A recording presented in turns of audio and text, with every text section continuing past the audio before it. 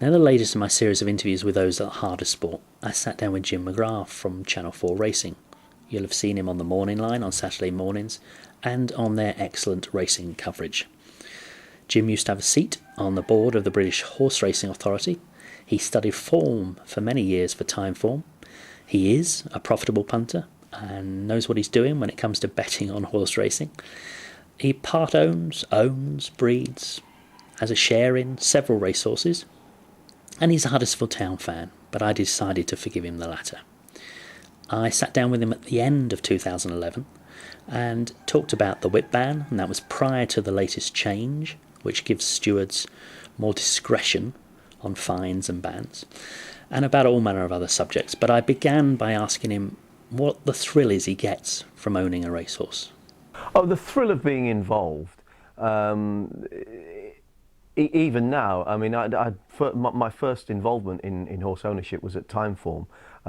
Phil Bull had a disappointing flat horse with Barry Hills called Carneades, which he leased to a group of us that wanted to get involved, and you could get in for as little as a 60th. I took a 12th, and he was great fun. He won 3 hurdle races and a race on the flat. Peter Easterby by now had him, and you know, just that small involvement only fueled a desire to get involved in a bigger way, and it took a while, but eventually I had enough money to have a share with some friends, and then I got involved in a couple of brood mares and was lucky enough to breed a couple of quite good horses that we sold. One of them was Decorated Hero, who was part of Frankie Dettori's Magnificent Seven, and actually breeding a winner, it's almost like it's not, obviously it's not quite the same as being involved with children, but you feel it belongs to you even if you've sold it.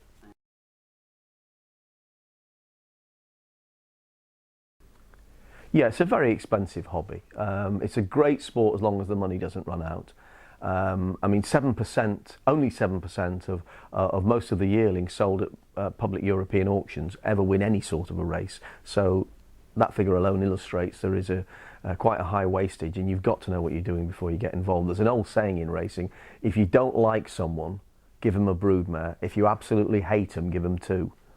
Richard Fahey, a favourite trainer of mine from a hunting point of view, and and I know a friend of yours, what are his strengths? Richard is a great communicator, a very easy person to be with, got time for everybody, and obviously he's worked his way up through racing's ladder. He knows the pluses, the minuses, he's priced very competitively, he's got an incredibly good staff, really good riders. It's always fun going to the yard. Everybody's friendly, everybody makes you feel welcome. I couldn't praise him highly enough.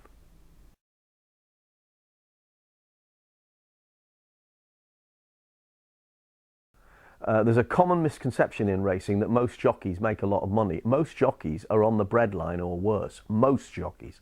The prize money returns are so bad in Britain at the moment for the run-of-the-mill racing that I don't know how many of them, you know, how most of them make ends meet. They work incredibly hard hours. They have to. You have to get on racing's treadmill. If you don't, somebody else will jump into your shoes.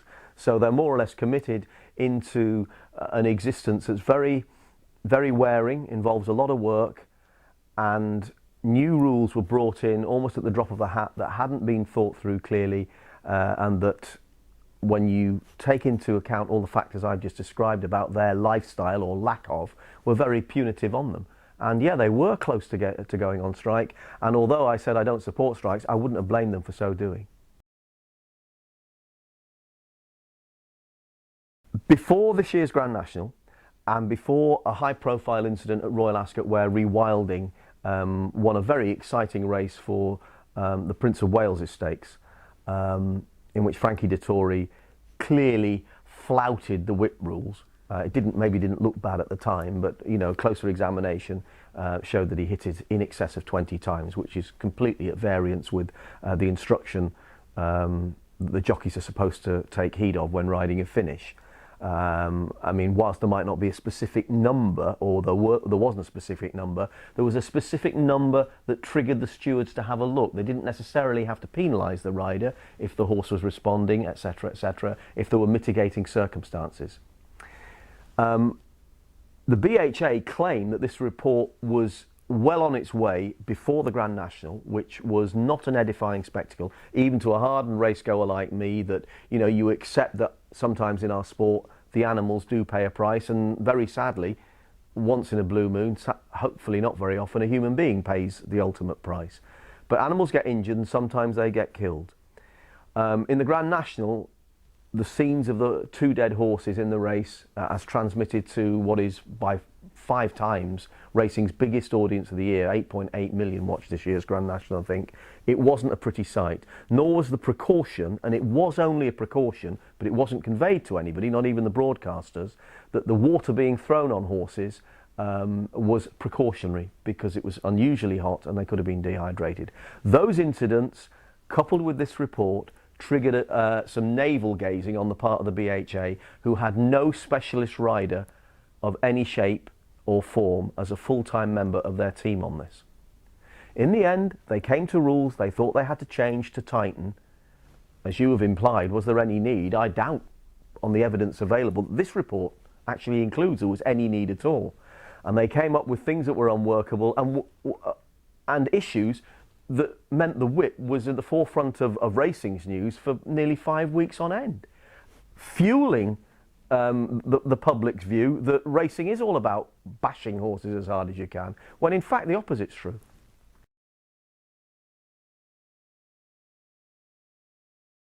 This report, which runs to 70 plus pages, other than a detailed analysis of what race riding involves, which, as I've mentioned to you earlier, there was no riding expert from any major equine discipline involved in this on a regular basis.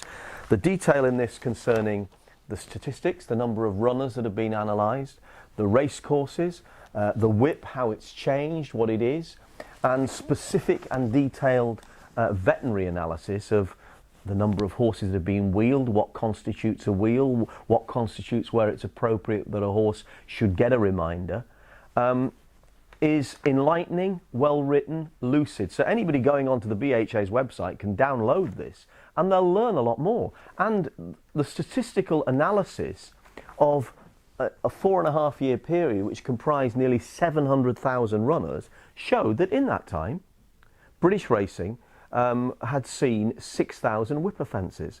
Well, when you express that as a percentage, that's 0.75. So in the final analysis, are you going to make changes? And let's not be complacent about this. The reason racing doesn't have a problem with the wider public and the RSPCA and things like that is because, on a day-to-day basis, from a welfare perspective, it is very well policed. By comparison, if you take that very brief outline of what I've said this report is and just go onto the website and look at the RSPCA's section on animal abuse, interestingly, over a 4-year period as well, I think racing compares very favourably. On average, the RSPCA get 1.3 million complaints a year about domestic animal abuse. Approximately 10% of these necessitate a follow-up, so the RSPCA actually go and inquire, has that cat been swung by the tail, etc., whatever. We're talking about domestic animals. And last year, more than 2,500 people suffered sanctions, either a prison sentence, fines, etc., because of that. There hasn't been one in racing in that time. So we can't be complacent, but overall, I think that the statistics in that report have been used in a negative way by the BHA, when they could easily have been said, yeah, the Grand National was not an edifying sight, we are aware of that. Partly that was our fault, because we should have communicated that the scenes they saw immediately afterwards with regard to the water were precautionary. No horses were dehydrated, as it turned out. There were sanctions against the rider of Ballabriggs whose whip use didn't look bad, but who, in relation to our rules, only marginally broke them. So there was a knee-jerk reaction, a severe penalty, which resulted in the jockeys feeling hard done by, not unreasonably, and the fact that that alone kept the situation at the headlines with regard to racing for 5 weeks. And the ludicrous situation that in the first week of them, the second most valuable race ever run in Britain on British Champions Day was won by Christophe Soumillon, who, for a crazy whip sanction, which was initially introduced only 5 strokes inside the final furlong, if you can gauge where the final furlong is, he was 2 yards out, misjudging his first stroke, so he hit it 6 times, or was adjudged to have done. He lost all his prize money, which was around £50,000. 9 days later, William Buick rode in France, won a listed race for John Gosden, broke their whip rules by a considerably far margin, and was fined €65 and got no ban. €65? €65. Yeah. How can you possibly put the two together?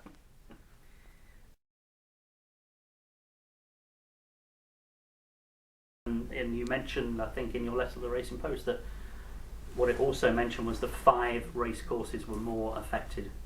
Yeah, there's a disproportionate number of whip offences on a total of 6 race courses, 5 of which are jumps courses with either long, steep or uphill finishes.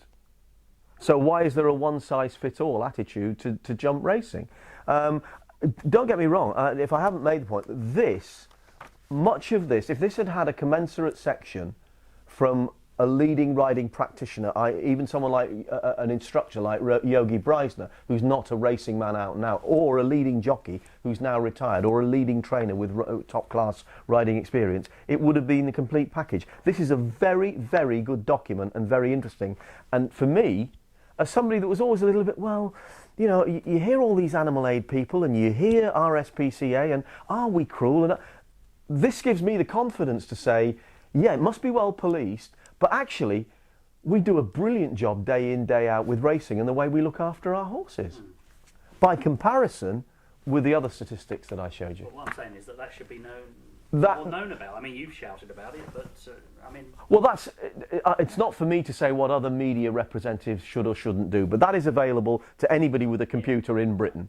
It's 78 pages. It takes a long time to download because there's a lot of pictures on it. Yeah. But if you're interested in racing, it's not a boring read. It is very interesting, and the stats and how they've tackled public perception are well worth spending the time looking at. Do you think the lifeblood of racing being partly the punters, do you think their opinion is counted for at all by the authorities? From a basis of, do punters sit down and have an input into how racing is run in any shape or form, the straight answer to your question is no. Should they? The answer is probably, but who does that is, again, like who should run racing, a difficult choice. What I will say is that punter considerations are, of course, taken do very much come under the microscope. Otherwise, you wouldn't have the integrity, the amount of money spent on integrity that we do in British racing. With regard to get back to where you started this point from, have races been affected by the new whip rules? Without question. The way jockeys think, their mindset has to be affected. Now, in some cases it will have made no difference, in some cases it will have made little difference. Brian Harding very early on copped a 9-day ban for lifting a novice chaser off the ground twice, giving it 2 or 3 backhanders each time, getting up and driving it up the stiff hill at Hexham. He copped a 9-day ban. The next time he said, well, if that happens, you know, the next time I'm in a situation where a horse is jumping badly, I certainly won't be hitting it. I certainly won't be trying to pick it up. I'll just pull it up. Because if that's what's going to happen to me for, quotes, giving it a ride, getting it round and trying my best to win, and the backhanders I've given it to make it concentrate and motivate it are tallied to the ones I gave it to ride a finish and effectively take 9 days off my livelihood, I can't afford to.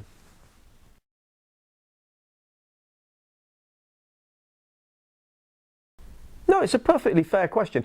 Is there somebody, I suppose what you're saying to me in a nutshell, is there somebody I perceive as, quotes, a whip jockey? And the honest answer is no. I think if you're looking to find information along those lines, Vernon, I don't think it's very hard to acquire that knowledge. If you go to the BHA's records, which I haven't looked at in this respect, which are perfectly transparent, you should be able to see other regular repeat offenders with regard to the whip. And I dare say there will be 1 or 2. What these new rules have brought in is you found that people who've never been done for the whip for years were suddenly finding themselves censured, like Joe Fanning, like Richard Hills, for what were pretty fatuous situations.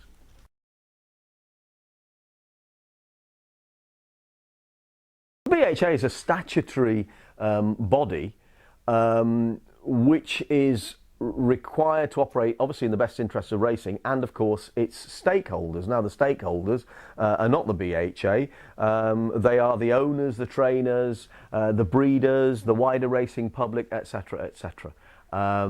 Essentially the BHA controls regulation, i.e.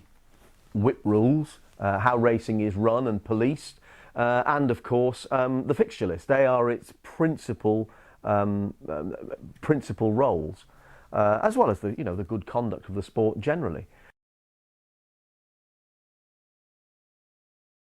When I resigned just over a year ago, they took a long time to go about reorganising the system, which they did, and they found two more places. Nicholas Jones, who is a well-known owner breeder, and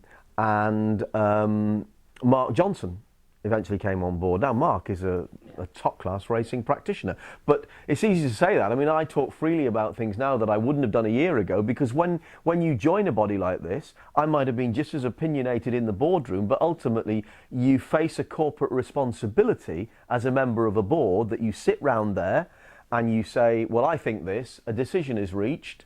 I resigned over British Champion Series because I felt that was something I knew much more than most of the board about, and they didn't want to listen to what I had to say. There wasn't really a lot of point in me staying.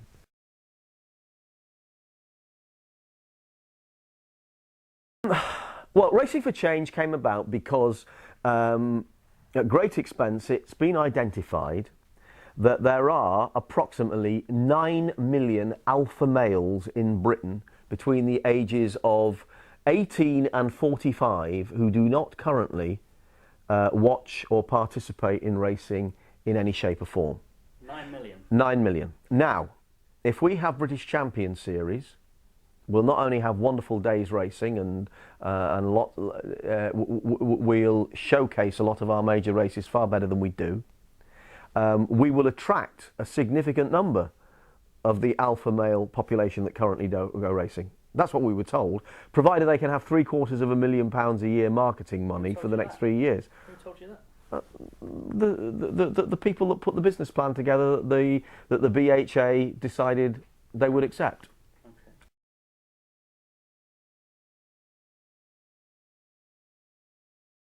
Well, Vernon, I mean, you will never change it along the lines that Racing for Change is prescriptive, because of course they describe people like me or anybody remotely like me as a purist or a traditionalist, and this is well, it's actually a tag that really annoys me, because if you break racing down to its simplest matter, what do?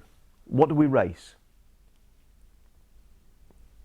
We race thoroughbreds. We don't just race horses, we race thoroughbreds. And I'm not being all precious about this. What does a thoroughbred have to have? Well, does every single one of these in here have to run?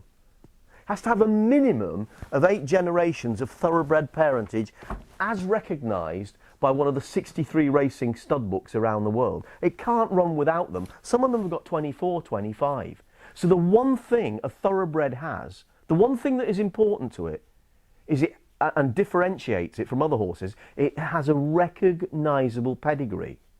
Now, because it has a recognisable pedigree, it is interpretable, if there is such a word. You can interpret it in some shape or form. We can't get it right all the time, but you and I like to look at form, and we get some of it right, because we can analyse what's gone on before and what the parentage or the ancestors of every horse leads us to believe that their sons and daughters will be able to do.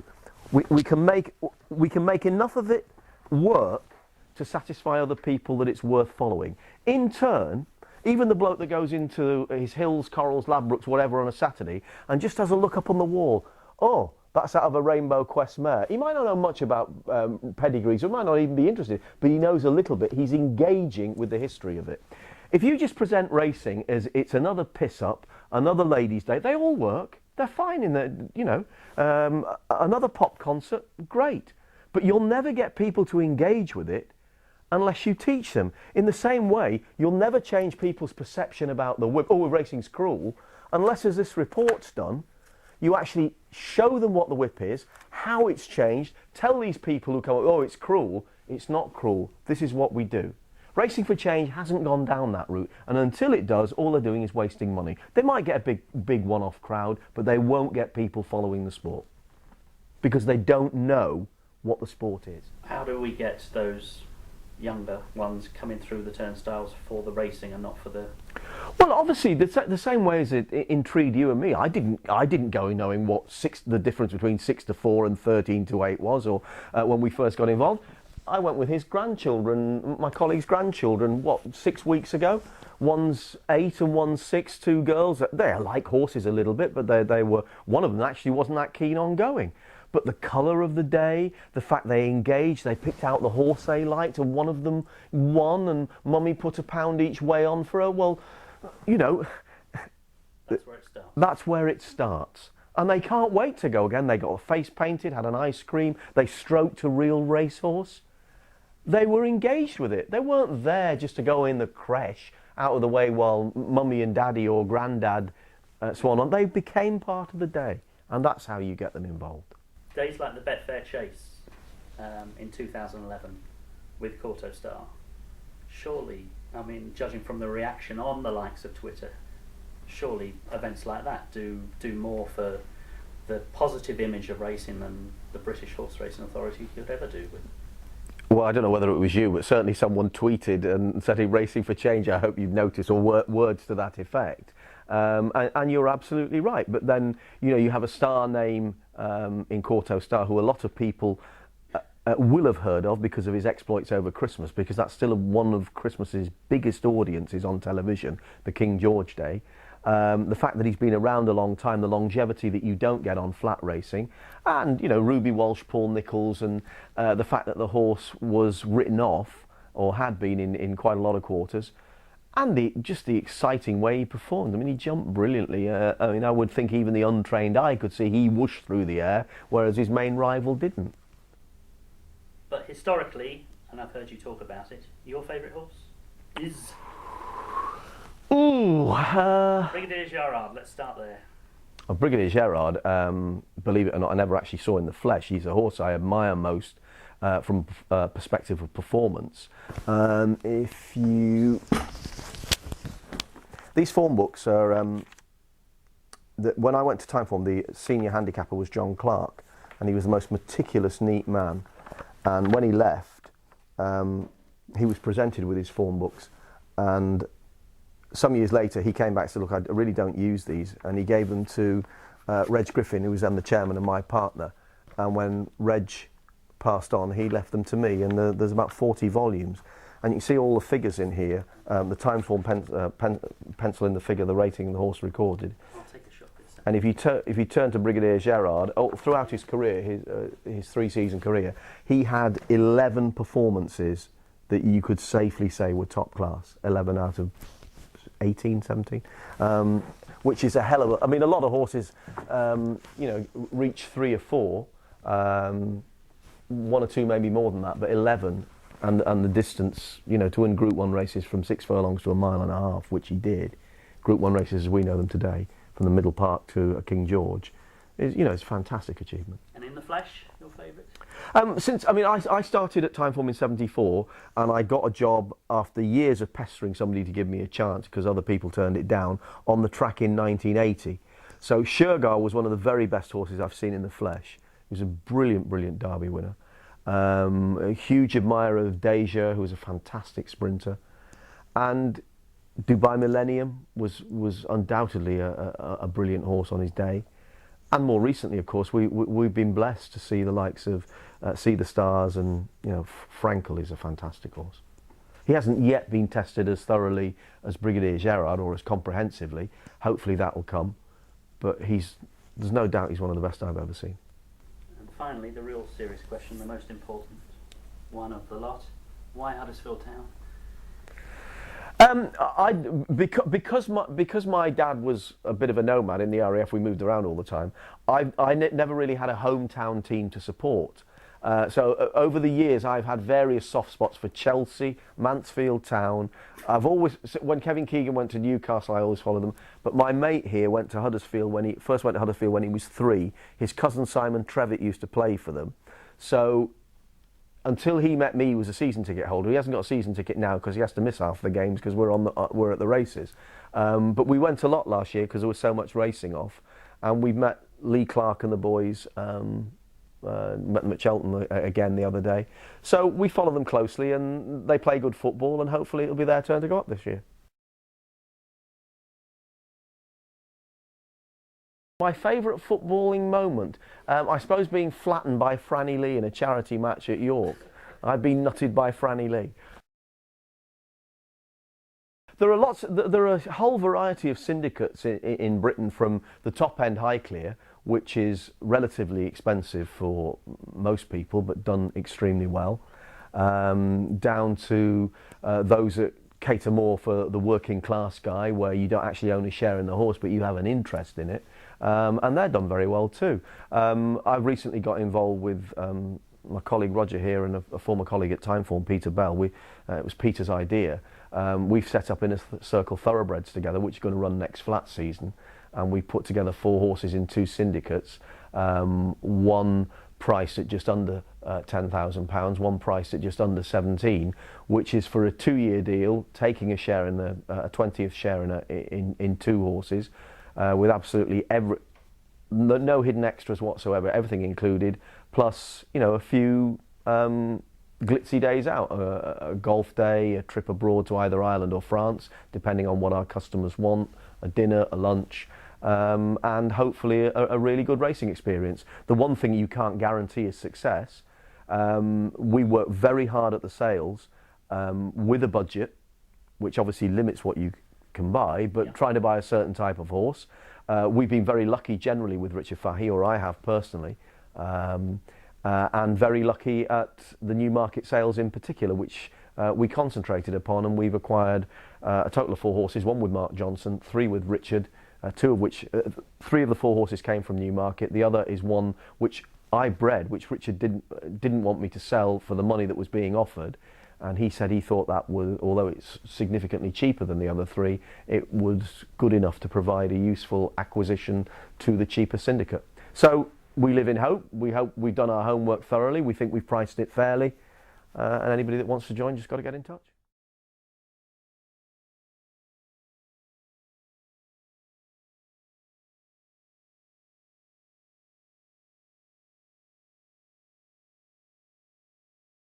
The horses are, they're all yearlings obviously at the moment. They've all been named because we thought, I mean, someone said to me, you ought to let your customers name, but I've been down that route before with Timeform, and all you get into is a whole series of arguments.